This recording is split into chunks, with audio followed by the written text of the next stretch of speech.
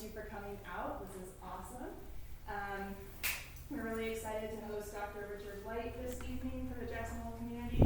I'd like to especially thank Sherry Smith and Marlon Reisinger, who are two board members here at the Historical Society, who really made this possible tonight. The program is also partially funded by the BYU Red Center for Western Studies, and also support from our donors and members, so thank you. With that, I think I'll turn it over to Sherry, who's going to introduce Dr. White and set us up for a great talk. Thank you, Morgan. I also want to thank Jim Stanford, who I know is somewhere in the crowd here, who gave us terrific publicity in the newspaper. But more than that, he took Richard and the husband, Bob Ryder, and I on a float trip today through the scenic river at part of the park, which was just the perfect thing I thought to do with this very special guest. I have known Richard White for many years, and so when you say Dr. White, I think you're talking about Richard is honestly one of the foremost historians of the American West and of American history. And the list of things he's done and awards he's received is just too much to even go through. But I want to mention some of his books because they give you some sense of the breadth of his interests and how he just keeps doing new books about new and fresh and interesting topics. And he started with what sounds like a very small study called Land Use, Environment, and Social Change, the Shaping of Island County, Washington. And this was his dissertation work turned into a book at the University of Washington where he received his PhD. But it turned out to be a path-breaking book about a county in Washington. But what he did in this book was he really integrated into the study of the West, ethnohistory, Native people as agents and actors in their own right, with environmental history. And those are both freshly sort of new approaches for Western historians to even think about, let alone practice, and he showed us how to do it. So that was his first path-breaking and really important book. He went on to do a bunch of different things. The Middle Ground, Indians, Empires, and Republics, the Great Lakes region, is at 1680 to 18... Anyway, it's a couple centuries of the interactions among empires, British and French empires, the American Republic, and just hundreds of different Indian groups in the Great Lakes region. Also a path-breaking book. And then he went on to write a very different book called Remembering a Hanagram, a memory of stories, which is the story really, or the stories of his mother, who was born in Ireland in 1919 and migrated to the United States. And it's a really fabulous inquiry into the relationship between history and memory, but it's rooted in his family. It's a really lovely book. He also wrote a textbook called It's Your Misfortune and None of My Own, A New History of the American West. And it has been the go-to textbook ever since it came out a couple of decades ago. He went on to write about the transcontinental railroads, and that book is called Railroaded, The Transcontinentals and the Making of Modern America. His more recent books include The Republic for Which It Stands, the United States during, I can't read my writing, during Reconstruction and the Gilded Age, and then most recently, Who Killed Jane Stanford? She was the wife of Leland Stanford, founder of Stanford University. The subtitle is A Gilded Age Tale of Murder, Deceit, Spirits, and the Birth of a University. So very wide-ranging, every one of them a wonderful book. I will tell you that he, among his awards, he did receive a MacArthur Fellowship. And I actually know about 3 or 4 other historians who have won MacArthur Fellowships. And after they won the fellowship, they stopped writing. And I thought, wow, that's really weird. But Richard has kept on writing. And he explained that it's because when he got the MacArthur Award, he said, I'm not a genius. I don't deserve this. I have to keep proving that I'm actually a good historian. That is exactly what he has done. So thank you for coming, and Richard is all yours.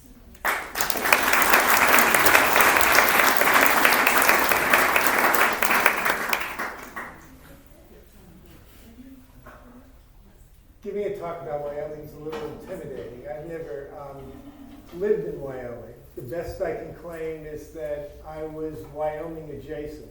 I lived in Utah for 7 years, and I visited Wyoming often. And I came for the usual 20th century reasons, usually tourist reasons. I came to access trailheads in the northern Uintas. I hiked the Wind Rivers. I visited Yellowstone. I was here for the year of the Yellowstone fires. My son was in a Knowles group that was in the Wind Rivers and was released just before the fires came out, and I was waiting to pick him up and realized that he was alone walking through the Wind Rivers because all the attempts to suppress the fires had been transferred up to Yellowstone. He obviously survived or would not tell this story. I also thought that that was going to be the greatest fire of my lifetime. I would never see anything like that again.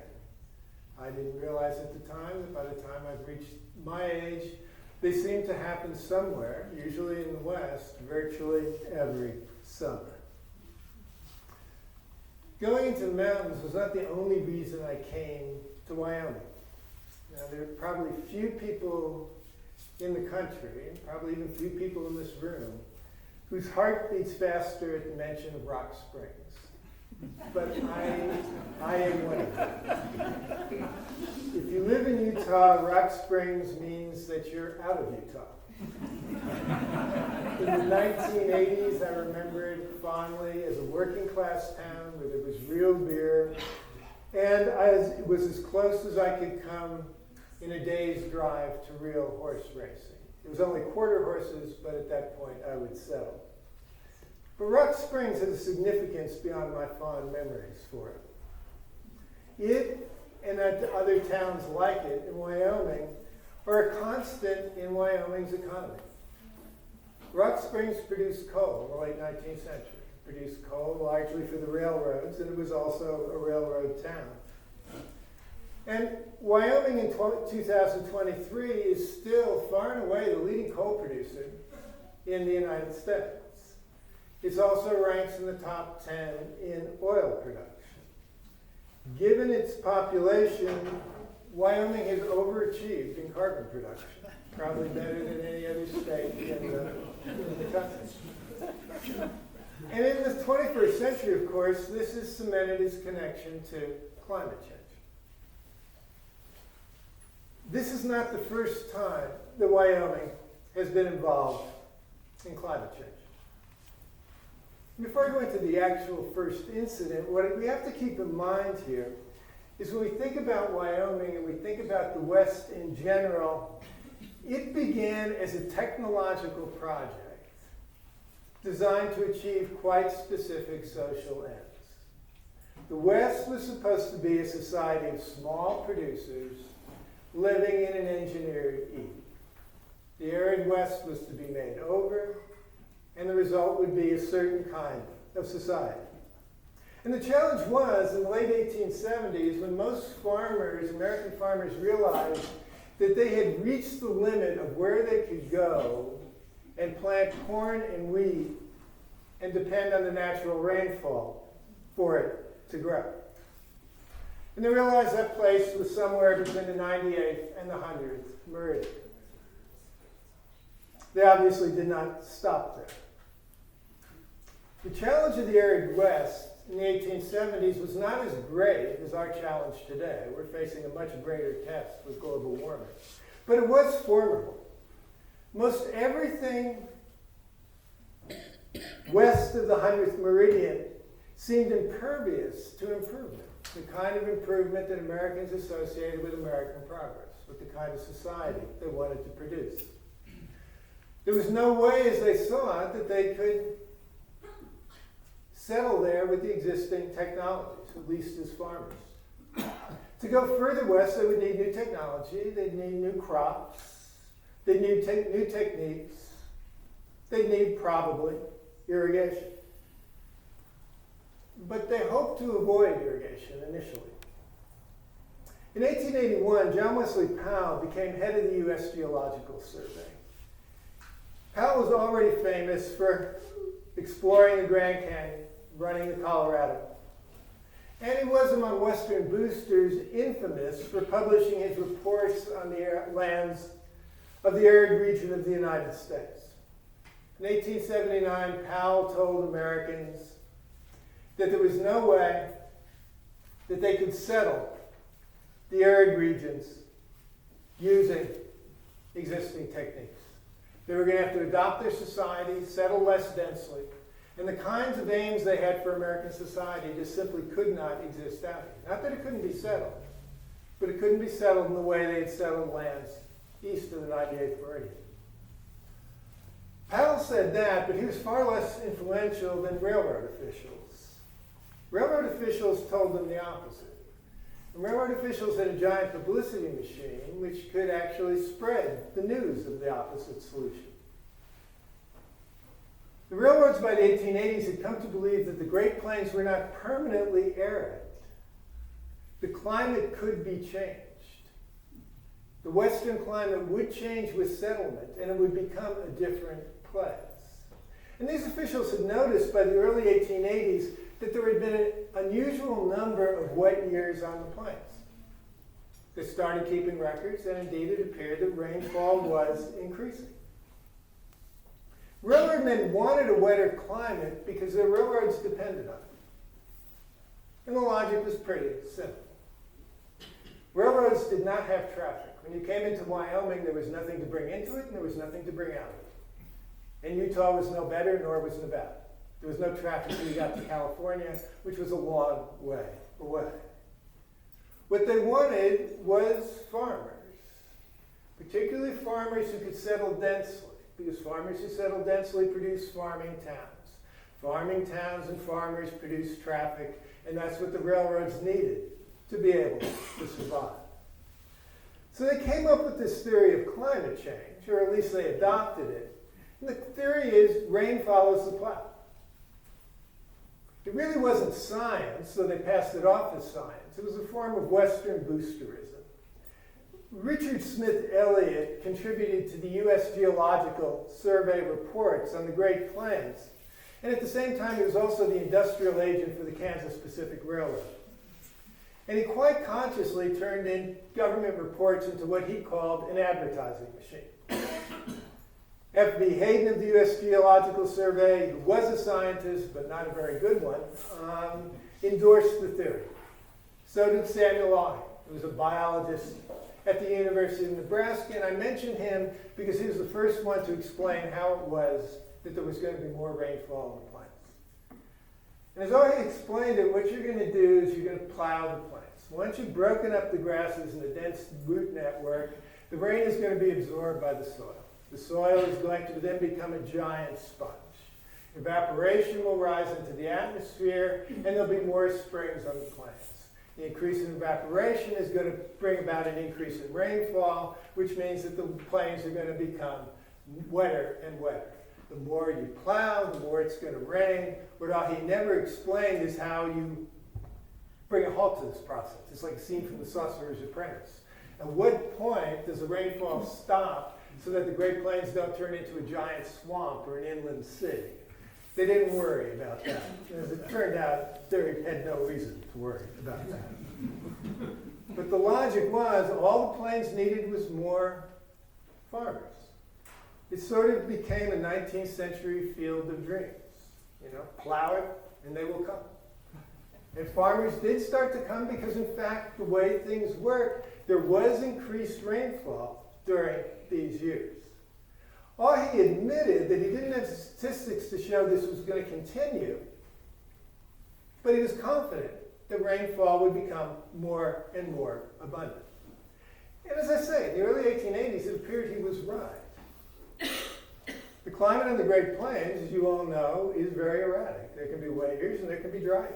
There can be a whole string of wet years, and then there can be long years of drought. You can't predict what is going to happen.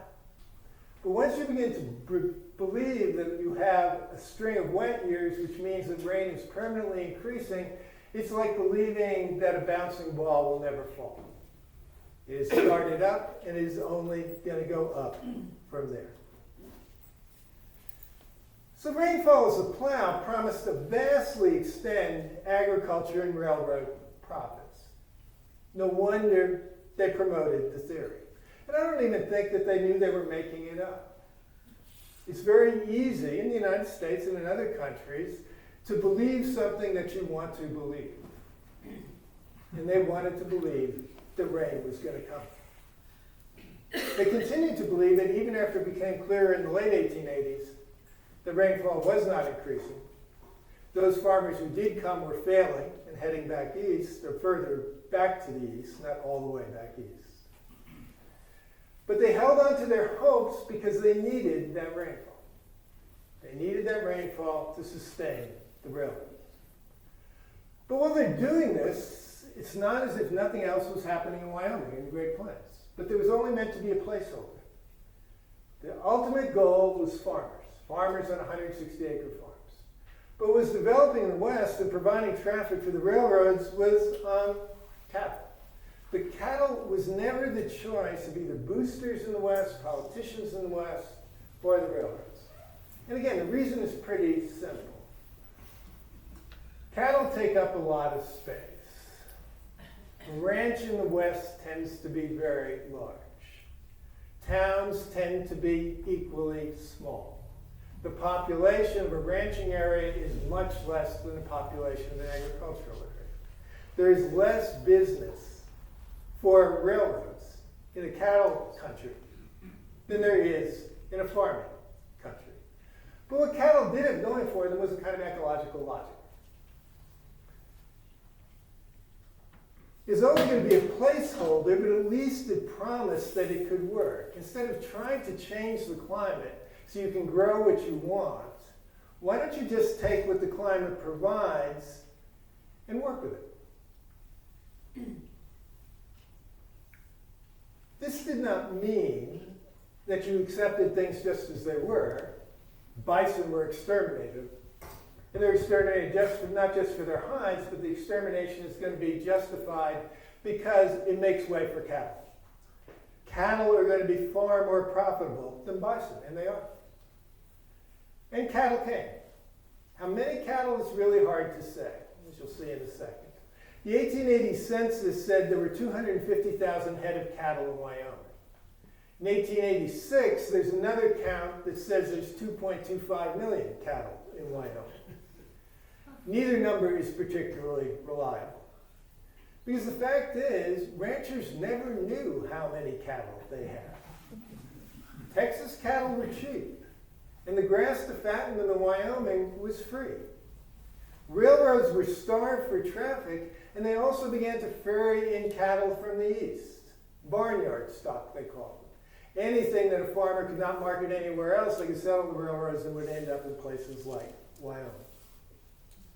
Cattlemen pushed them out onto the plains and largely left them to fend for themselves. There's a wonderful book, which centers largely on Wyoming, by John Clay, who became my favorite cattleman in the 19th century. And Clay had no illusions about what was going on. He was in the midst of it. It was a crude business at the beginning, he wrote, and it remained so until the end. Much of modern commerce runs on algorithms. They're sort of rules and procedures that predict an outcome. And the cattle industry in the late 19th century ran on what we might call primitive algorithms, which were based on what seemed deceptively reasonable assumptions. In the 1880s, cattlemen calculated that a Texas yearling driven north to Wyoming would weigh 1,000 pounds in 4 years. And if a longhorn cow was crossed with an improved bull, the offspring would reach 1,100 pounds in only 2 years. After this, it's just a matter of extrapolation. Cattlemen put the cost of raising a steer, exclusive of the cost of capital, at between 75 cents and $1.25 a year. The estimate is really quite reasonable because they did nothing for the cattle except chase them around once a year and brand them. Otherwise, the cattle were taking care of themselves, or they were not. Wyoming stockmen reported they could sell a steer whose cost of raising was $3 to $6 per animal, anywhere from $25 to $45. How could you lose? You can always lose. Money, particularly British and Scottish money, poured into Wyoming. Incorporated 20 cattle companies in 1883 alone. And once a year, the companies rounded up the cattle to brand them, count them, and to market the 4-year-olds. But the annual roundups never found all the cattle, And no one ever knew whether the missing cattle were deceased or were still out there somewhere. So cattlemen calculated their assets by doing what insurance actuaries did. They made educated guesses about the annual death rate of cattle. But the men making the book counts, as these were called, were not hard-nosed actuaries. For them, the West was the Big Rock Candy Mountain, a land of perpetual spring and toothless wolves. Book count cattle survived at much higher numbers than actual cattle. And better yet, the book count cattle produced book count progeny. They always increased. They multiplied wonderfully. Western cattle companies calculated their profits on their book count cattle, not on the actual animals on the ranch. And they published those profits to get new investment. John Clay considered these years, quote, one pyramid upon another of reckless mismanagement and extravagance of criminal neglect, expounding the old adage, fools rush in where angels fear to tread. And when the cattle failed to produce, and when the roundups failed to produce the cattle the book said were out there, it was easy to think that those cattle were still off in a coulee somewhere and would appear the next year complete with calves. And when they needed cattle to fill their promised shipments, they substituted 3-year-olds for 4-year-olds, or bought cattle, preferably with stock certificates. Samuel Bankman Fried would have been a very good Wyoming cattleman. This created an efficiency for the next year, but that was next year's problem. The cattle companies attracted investment by paying high dividends, 15 to 30% in the early 1880s, and they paid these dividends out of new investments, which made Wyoming a sort of huge bovine Ponzi scheme. When they needed money for operating costs, they offered book count cattle as collateral. The money was expensive, but really, who cares if you're paying high interest when all that's at stake is imaginary cattle? Unlike real cattle, book count cattle were immune to the vagaries of Western life. John Clay tells a story about a Cheyenne saloon keeper who sardonically told a disconsolate group of cattlemen who were watching a blizzard rage outside his saloon, which they knew were taking a toll of their actual herds. He told them, cheer up, boys. Whatever happens, the books won't freeze.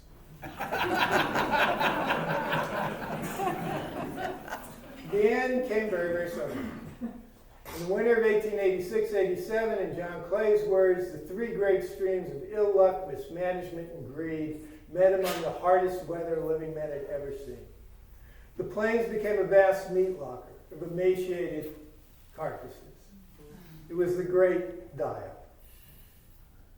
How many died is hard to tell because the corporations used the winter to dispose of all their excess book count cattle.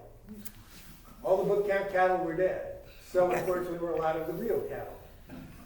And the most valuable cattle, the suckling cows, were hit the hardest, hurting reproduction. Cattle corporations collapsed, but even here, the initial result in Wyoming was the big ones absorbed the smaller ones. One of the silver linings of operating a cattle business based on imaginary cows is that when they disappeared, only the investors and the bankers missed them. Among the hyperbole about the open range, it's easy to forget that even during this period, there were far more cattle east of the 98th meridian than west of it. Indeed, losses in the Great Plains made virtually no difference to cattle consumption as a whole. The number of cattle in the United States actually increased 1/3 between 1880 and 1890. Western cattlemen had long overstated their importance to the nation, and cattle production continued to fall. Cattle prices continued to fall despite the losses on the plains because there was a rebound of corn crops which increased hog production, which easily replaced cattle, even though there were also more cattle. This 19th century history of disaster did not end cattle ranching, quite obviously, any more than rain follows the plow ended agriculture. But it did mean by the 1900s, the climate had delivered strike 2 to Wyoming and other high plains states. Their struggle with the Western climate was quite real. They changed, and the changes did not come easily. There was a push for dry farming, but it didn't have the same impact as in Wyoming as on other states. You look all around you, Montana, Colorado, Idaho, all of these, Nebraska, are great wheat growing states. Montana, it never did take off. The real shift in Montana was to a different kind of cattle industry, the one that still exists today. The shift was violent, and the violence was well known. The Johnson County War of 1891 and 1892, which pitted small ranchers against surviving cattle corporations, so the Wyoming Stock Growers Association. But really what it was a battle between people who would have relatively small herds, grow alfalfa, and push their cattle up into the mountains in the summer. It also created a new myth of the independent small rancher. It's not that small ranchers didn't exist, and not that they didn't continue to exist throughout the 20th century, but the mythic part was the independence part. Ranching depended on irrigation. Irrigation depended on federal water projects. Ranchers depended on supplementing their own range with grazing their cattle in the high country or higher country in the summers. Those are public lands, all of which are used to subsidize an industry. If the original goal was the independent small producer as the bastion of the republic, you're getting small producers, but their independence is not real clear. They did defeat the big cattle corporations. They did succeed in that, but very many of them, as they were the first to tell you, became vassals of the big meat packers, who dictated their production and dictated their prices. The small producers' utopia did not occur. But what we did get is an environmentally viable system. It demanded subsidies, but it was environmentally viable, at least for a while. It wasn't perfect. It barely weathered the Great Depression, and by World War II, it faced competition in the mountain pastures it depended upon. And there's no need to go over the growth of environmentalism, the growth of tourism. I'm certainly not going to talk about national parks with Bob Reiter in the room. But by World War II, there is going to be a clear tension between places like Jackson Hole as a cattle ranching place and places like Jackson Hole as tourism. As a matter of fact, in 1942, there's going to be a series of incidents that go out of transferring land from what had been the national forest into what becomes the Jackson Hole, let me see if I get to do this with Bob here, so it makes me nervous. I'll just call it the National Monument, because I'm blanking on which name it went under. But it goes into a national monument, taking it out of the control of the Forest Service, who are very friendly with the cattle ranchers. And the result was going to be an explosion which sounds very, very familiar. There are going to be threats of violence. There's going to be a denunciation of federal overreach. The ranchers can't decide whether Franklin Roosevelt, in approving all this, was Hitler or whether he was Tojo, so pretty much they called him both. They announced that they were not going to let this happen. There were demonstrations in the middle of the war, wide press coverage, including the demonstration with Wallace Beery, who actually lived in Jackson Hole and who actually owned a milk cow, I found out. But the milk cow had died a few months before the demonstration. So it set him up for the obvious joke that he was all hat and no cow, that he was still out there. For most of the rest of the 20th century, the most notable conflicts would be like this one. They'd be pitting stockmen against various forms of tourism and environmentalism. But environmentalism and tourism, environmentalism might have a bad name, but it has real power because Wyoming was coming to depend on tourism. The real Wyoming economy, it might be called the cowboy state, but the money came from both extraction of coal and oil and tourism. And in 1977, Jimmy Carter struck at this infrastructure, which did work ecologically, but was very expensive when he tried to scale back Western water projects, which he denounced as putting a huge government subsidy to produce the world's most expensive alfalfa. He failed, and in failing, he launched another phase of the reaction against environmentalism. It's a reaction against the federal government, but it's this odd for a historian reaction. It's a reaction against the federal government because they want to maintain subsidies from the federal government. It launched an era in the West that saw the Sagebrush Rebellion, wise use, and the county supremacy movement. Now, my point is that with enough subsidies, an environmental accommodation was reached. The problem is not, in the story I'm telling you, that everything fails. Rain follows the plow fails. The great die-up showed that the corporate cattle ranching on the scale they were doing it failed. But smaller cattle ranching succeeded. Big failures tend to bring backing off very quickly. The more dangerous problem can sometimes be temporary successes, because they're very easy to mistake for permanent achievements. And then we invest in them and make them larger and think of them as permanent, as we have done not just in Wyoming, but all over the West. What we do is reach the situation which we've reached today. We create a very large, very expensive infrastructure which is designed to maintain a society in the form it's taken, and which cannot possibly do so because both the society and the natural world around it are changing, and changing dramatically. What we tend to do is we tend to ignore these more significant changes. They're all around us. We don't notice them until they're close, and we're warned plenty of times. None of this is a surprise. In the 20th century, Wyoming became the cowboy state, at least on its license plates, just at the time that grazing really is becoming a more and more minor part of its economy. An economy, as I've said, based on fossil fuels and tourism. The self-image of the state and much of the West increasingly conflicted with its reality. And climate change is going to do what Jimmy Carter couldn't.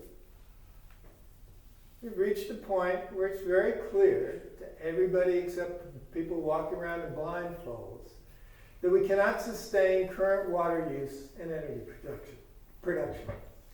You know the details of this in Wyoming better than me, but over the West, I can assure you it's true everywhere you go. And indeed, it's not just a Western problem. It's a national problem. What can seem a new story, suddenly, where did this come from? The Anthropocene, climate change. It's just a chapter. A very key chapter, but still a chapter in an older story of the relationship between human beings and the natural environment. The road to climate change has been historic. I've been telling you a historical story about how we actually got here and into this mess. We used to assume we knew our national story. And our national story wasn't ever totally wrong. It's just always going to be incomplete. It was going to be a story of progress. Each new achievement would lead to an even greater achievement. And we didn't deny that sometimes we failed, but it taught us the obvious lessons that would make our next step even better.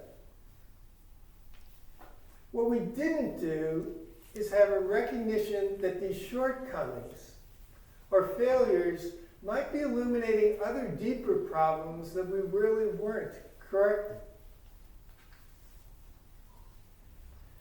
For more than a century, federal management regimes in the West, in Wyoming and other places, worked in what they were designed to do. They particularly worked at moving water. Moving water where people needed it, building the infrastructure to sustain it. They also set to work to improve fisheries, improve forests. And now we suddenly find that the forests, the Yellowstone, is not a once-in-a-lifetime happening, that it's pretty much going to become an annual happening. The Forest Service is anytime you can see, as I did flying into Jackson Hole, there's a lot of dead trees out there. There's a lot of fires waiting to happen. We've got the water systems, but those water systems are overtaxed because no matter how good your water system, it doesn't make any difference if there's no water. Sometimes the dams break, but even when the dams stay there, as we found out in the Colorado, we're in danger of just not having enough water to get those dams to do anything except to be monuments to our failures.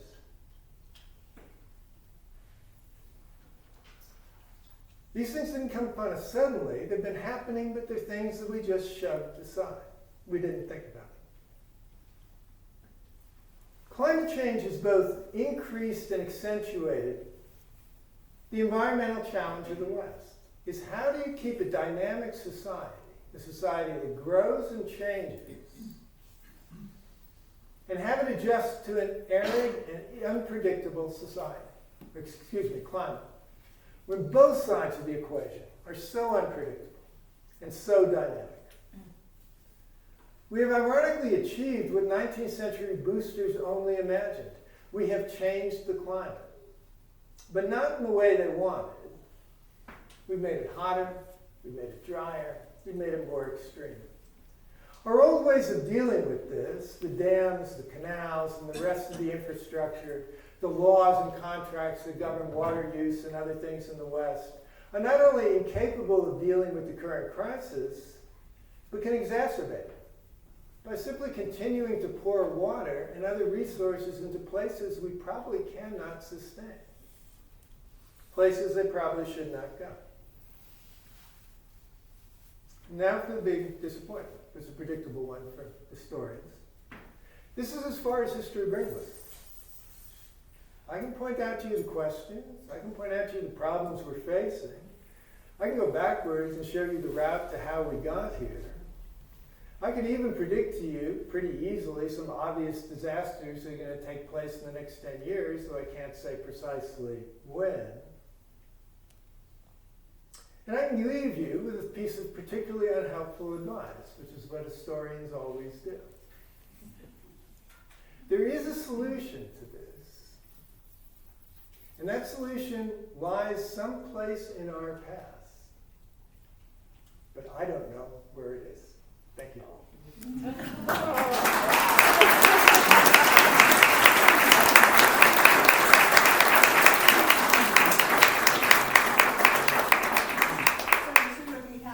Questions or comments from anybody in the audience, so please. Have other countries, I'm thinking of China with its arid places in Africa, India, have they made the same mistakes? Yeah, one of the things I had an ex-graduate student who died recently. But one of the things she pointed out is this becomes a sort of world project. American engineers are really, really good, in the same way that British engineers in the 19th century were. So the reason that so many places begin to look like the United States is we sent our engineers over there, who are the people who design solutions to the same problems that seem to exist in the United States. So I would say that anybody who holds China up as a solution to the climate crisis is probably going to be disappointed. I haven't seen anything that's happening in Africa that would be very encouraging, or in India. Right now, I think whatever we do, it's going to have to be a project that we're going to have to think of the solutions ourselves. There's not a ready-made solution that we can say, okay, we'll just lift this from another country and bring here. So as much as we have a story which, again, is a mixture of success and failure, but the successes are dangerous, I would say the same thing is going on in the rest of the world. climate crisis hits places differently, but as far as I can see, it's hitting virtually every place. What makes us so vulnerable is precisely the thing that made us so successful. We have a vast infrastructure that's at stake in all of this that is not particularly working towards the solution of the crisis. Richard? Climate change, dealing with climate change, it seems to me is, or I'm going to propose to you that dealing with climate change is the most complicated, conscious decision the world has ever been asked to make. And ask you whether you agree with that. And if it is, or what does that then tell you about the likelihood of our success in managing that decision in the way that we want to? I mean, it's a very good question. It's a very hard one to answer. I've been telling undergraduate classes, I think, for the last 15 years, I've been telling them the major thing you're going to have to deal with as you get older is going to be climate change. There's going to be all kinds of other things that happen in between, but always remember climate change. There's going to be things that seem to hit us with more immediacy, but always remember climate change. And partially because it is the most complicated. That is going to be something that we are going to have to grapple with. And it means the chances of success, I would say that there are chances of success. I do not expect the downfall of not only American civilization, but any other civilization because of climate change. I do expect all kinds of crises and disasters in between. But I think someplace in here there's ways in which we are going to get through this. Not in the way that we're going to have the world we want to have, but it's not going to be the end of the world either. And whatever that is what I'm saying. What I object to, and if there's a point to the way I ended this talk, is I do not trust in people who say, oh, here's the technological solution. We have no reason to worry. We're just going to have giant mirrors in the sky or something, whatever things they come up with. That it's just going to be, once we're going to make the transition to other energy, and that's going to be easy. We already know it's not going to be easy. Those kinds of answers we should get rid of. We're going to have to adjust multiple moving parts at the same time. It is not just going to be technology. It's not just going to be our politics. It's not going to be our economics. It's not going to be our society. It's going to be all of these things, and they have to be done in tandem. And the one thing I would tell you that history will pretty much assures us of, we're going to do some of those things spectacularly wrong. And we're going to have to pay the price for that and continue on to a better solution. So this, I see things as, hopeful, if in a particularly grim way. But I would not be giving this talk if I thought the end of the world was nigh. I don't. But I do think the crisis is now here, and we better have a clear idea of what the crisis is. And that's the thing that history can do. Solutions are one thing, but they grow out of an understanding of what's going on. And then going back and recognizing what is there among us, what are we doing already that really provides keys to this solution. And I'd be doing something far more lucrative if I knew what that answer is. I'm Front Range Colorado kid, so I have a little bit of knowledge of what you might call water wars. Mm-hmm. And I'm just wondering if you'd talk a bit about the future of water wars. Oh, the water wars have started already, and they're rooted in history. I mean, I heard an interview with a farmer in the Imperial Valley, and he was not being cooperative or helpful, but what he was being is truthful. And what he said is, there's a shortage of water. Colorado's running out of water. I know that I'm going to have to deal with that, but I'll tell you how the position I'm in, where I'm going to deal with it. I have, first in time, first in use rights. So in fact, he has the primary claim on Colorado River water going into the Imperial Valley. And he said, I am not giving that up. Other people are going to have to make the adjustment. The adjustments are going to have to come from the people who have weaker rights. I think he's overplaying his hand, because I think what this is going to bring about, if that happens, is those rights are, if we have a choice between Los Angeles and the Imperial Valley, my money's on Los Angeles. So there's ways in which this can be overplayed, but what he's right about is however we decide this in the current in the current realm has to do with compacts laws which go back to the 19th century and will be litigated in courts very, very slowly. And as they're litigated, there will be no water in the Colorado. So that's, the water wars are going to be there, and they can't be simply go back to the rules we set up in 1920, especially in a place like the Colorado, where we knew as soon as we made them that we had allocated more water than is in the river. And now that debt is coming due. So obviously the water wars are an important thing, and that's due to the scarcity, but can you talk a little bit about water quality, the water that we actually have, and how important that is? I didn't hear the last one. So can you talk to more about the water quality and why that's so important versus the scarcity? Yeah, I mean, that's a very, very good point, because much of the water that we do have, and I will speak here more because I don't know about Wyoming as much, and I'll speak more about the Southwest and California, is water that cannot be used for immediate domestic purposes and many other purposes. I mean, a good example would be the Central Valley, where even as the Central Valley, everybody concentrates on the loss of water for agriculture and the retirement of cropland, small communities in the Central Valley have quite literally run out of water. They can go down deeper, but what they're getting is the water table deeply polluted by chemicals which they cannot use and cannot drink. So we have already had, even when water exists and you can reach it, that water is too polluted to put to use. That water will then have to be cleaned up. Other things where there's been, for example, if you've been following the winter in California, which is much like I gather the winter was here, that you had excessive snow. We have the rivers, and we've had a lot of Tulare Lake has come back in the Central Valley, and people say, oh great, now we'll take Tulare Lake and we'll just let that water sink in, it'll go into the aquifers, and it'll become our water storage. Well, there's two problems with that. The way we pumped water out of those aquifers have wrecked the aquifers and they can't absorb as much water.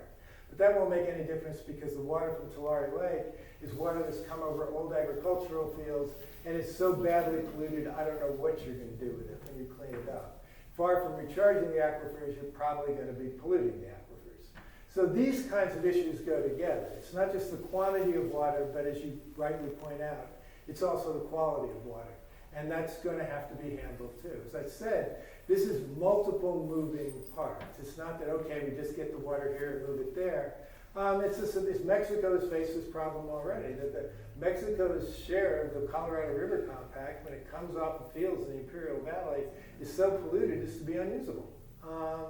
And so these are the kinds of things we have to do. What kind of water are we getting?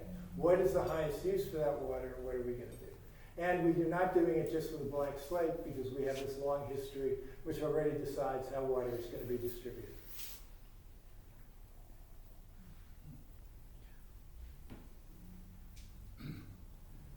Richard, what do you think about our 19th century water laws, which we still live under pretty much?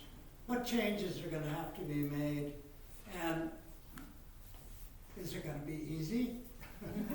It's not going to be easy. And here, I can end this by actually saying something real good about Wyoming.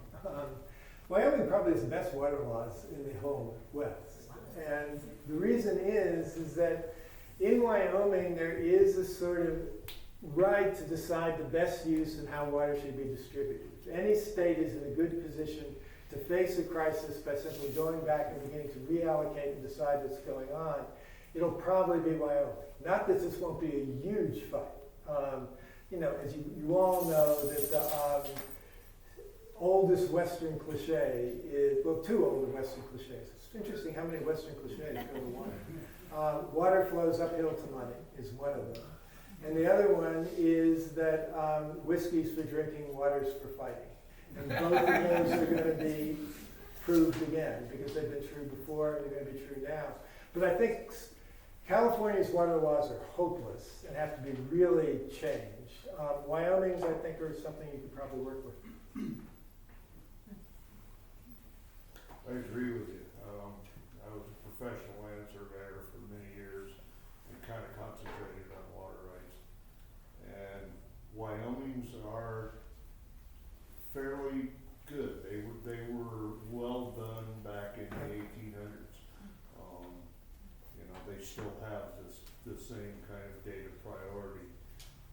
issues that you spoke about earlier, but, you know, they are a good set of laws that do seem to work, and I think they can be just tweaked enough to make them better.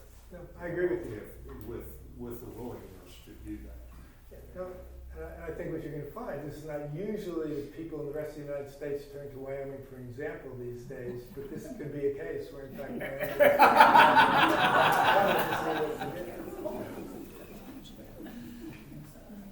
So does that mean that ultimately other states who aren't as fortunate as Wyoming, the ultimate result is dependent upon the composition of the Supreme Court at the time? It could be. I mean, a lot of things are. I mean, it's at a certain point in any history, because and this is not something I'm suggesting. I'm just pointing out what happens. Court decisions matter to the extent that they can be implemented and that people accept them.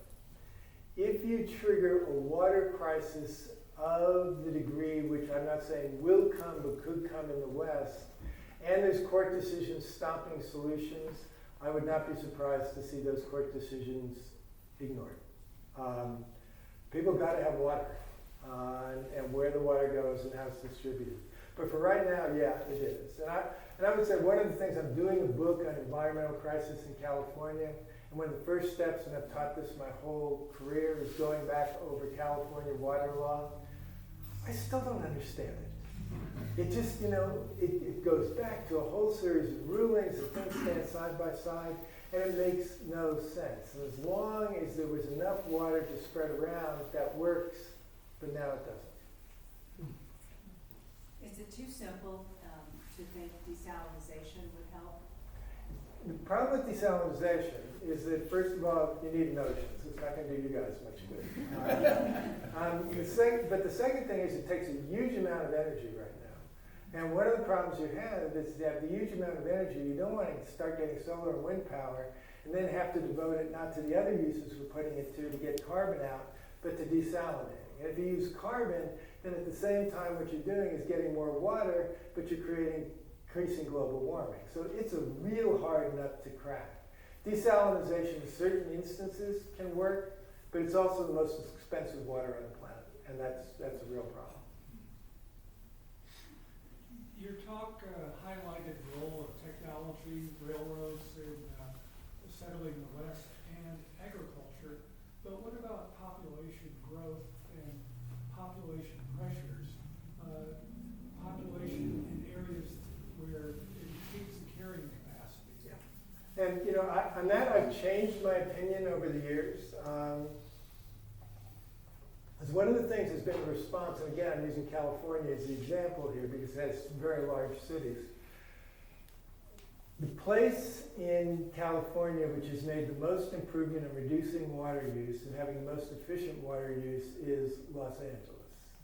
The place that has the least efficient water use, so it's getting more efficient, is going to be the Central Valley and agriculture.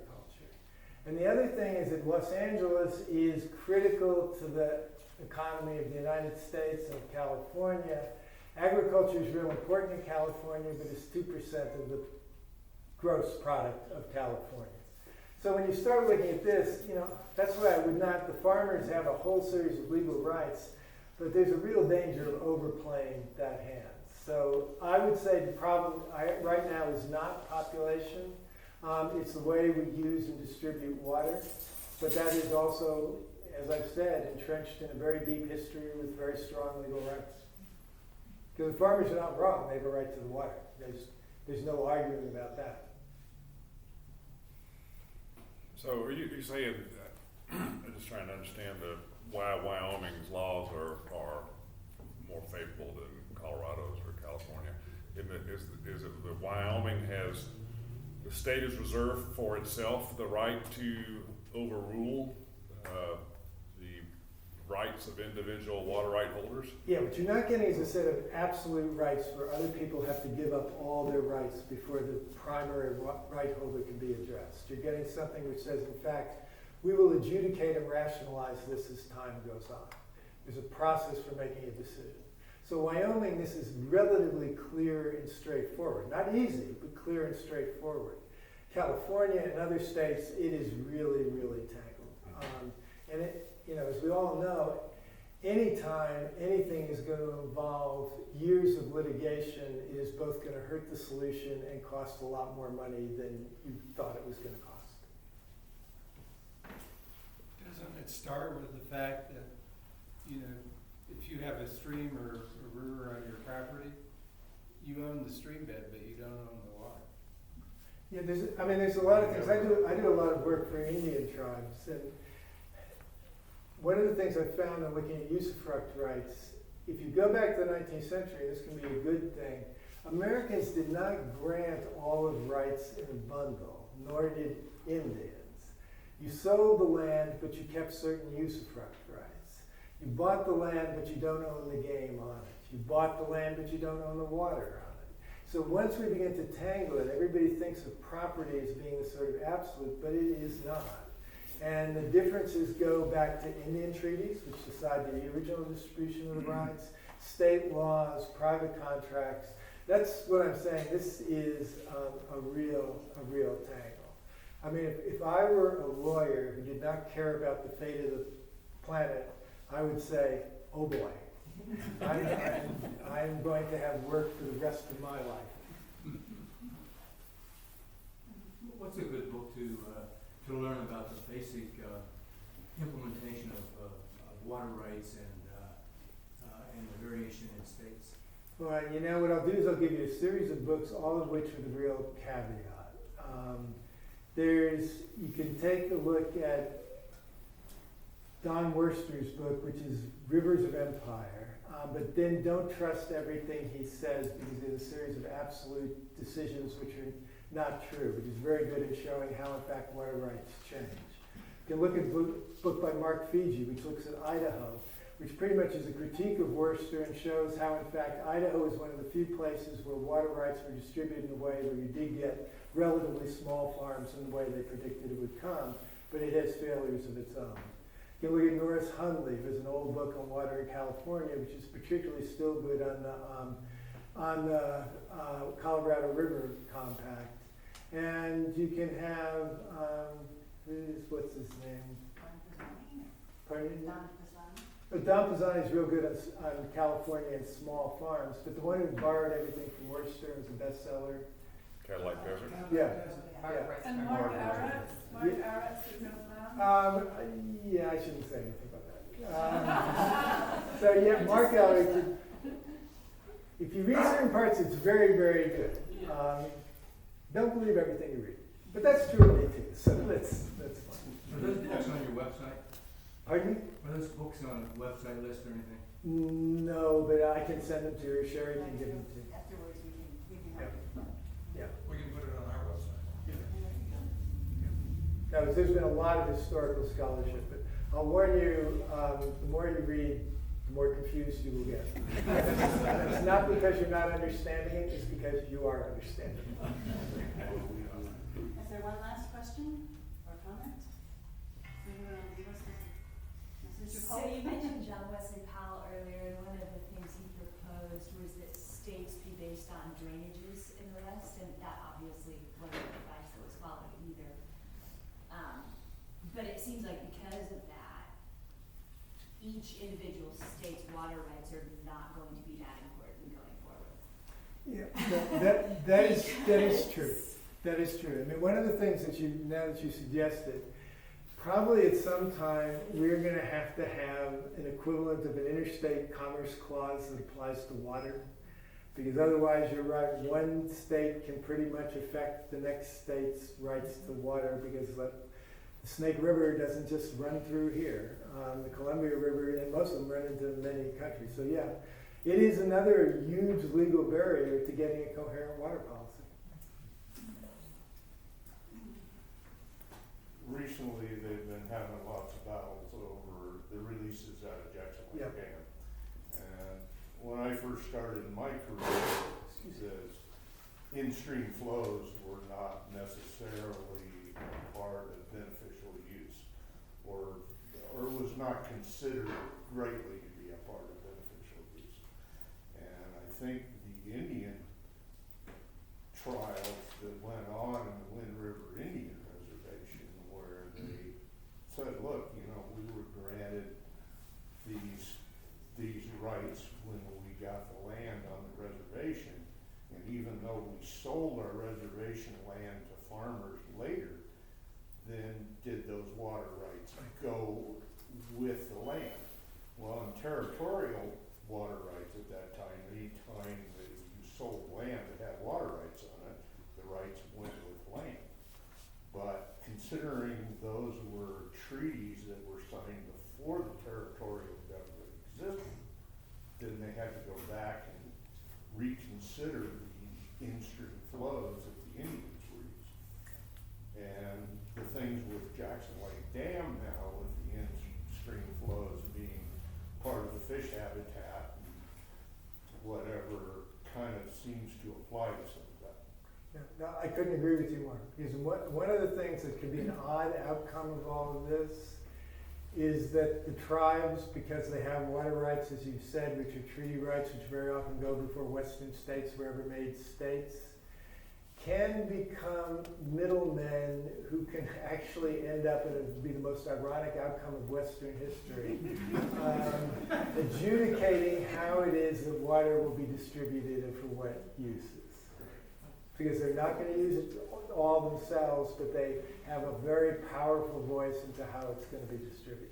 So I think I'll end on that. So thank you very much.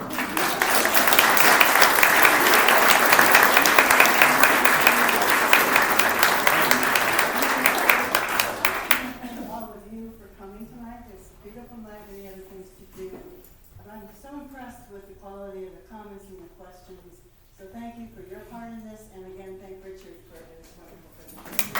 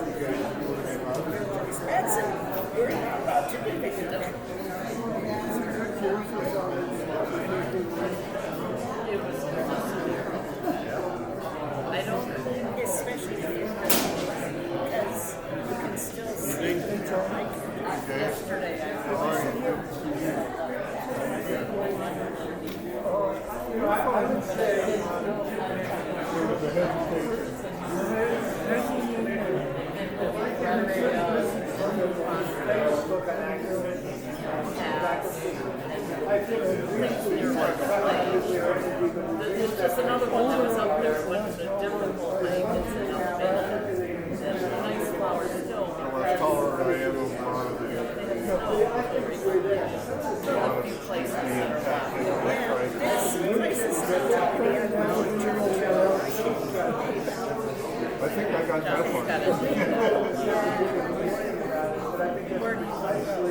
there's a place that Bill Ford shows.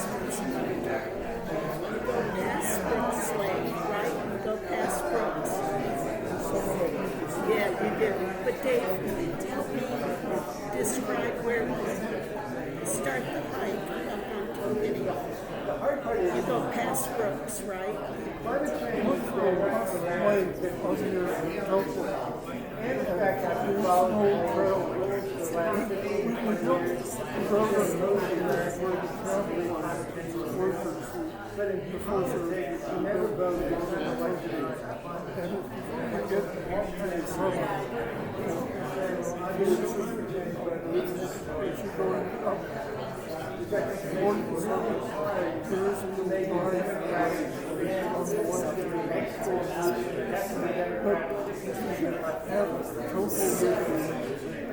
a little